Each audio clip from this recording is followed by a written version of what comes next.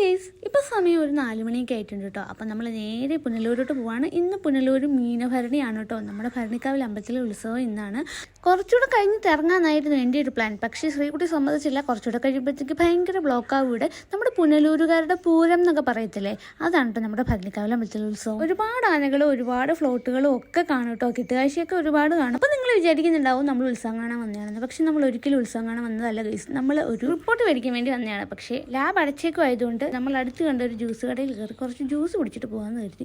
സത്യം പറഞ്ഞാൽ അത് പുഡിങ്ങിൻ്റെ ഷോപ്പായിരുന്നു കേട്ടോ. അങ്ങനെ പുഡിങ് ഒന്ന് ട്രൈ ചെയ്ത് നോക്കാമെന്ന് പറഞ്ഞിട്ട് കയറിയതാണ്.